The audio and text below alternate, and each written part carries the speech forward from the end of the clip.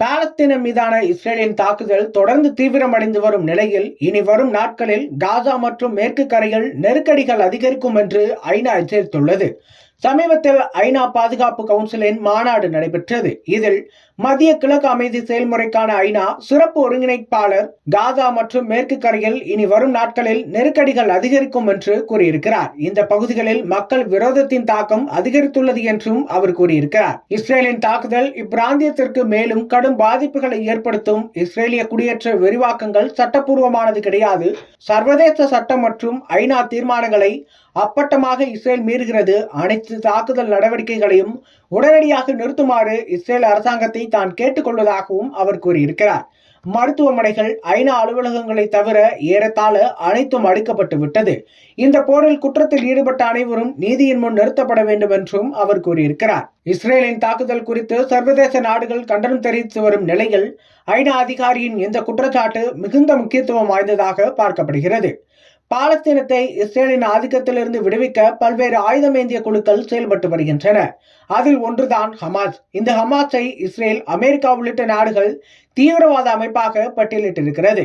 இந்த அமைப்பு கடந்த ஆண்டு இஸ்ரேல் மீது ஏவுகணைகளை வீசி தாக்குதல் நடத்தியது.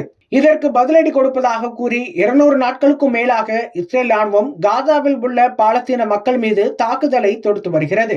இதில் 37,000க்கும் அதிகமான மக்கள் உயிரிழந்துள்ளனர். உயிரிழந்தவர்களில் பாதிக்கும் மேற்பட்டவர்கள் பெண்கள். 75% பேர் குழந்தைகள் என பாலஸ்தீன சுகாதாரத்துறை தெரிவித்திருக்கிறது. காசா மீது இஸ்ரேல் நடத்தி வரும் தாக்குதல் சமீபத்தில் உச்சத்தை தொட்டிருக்கிறது.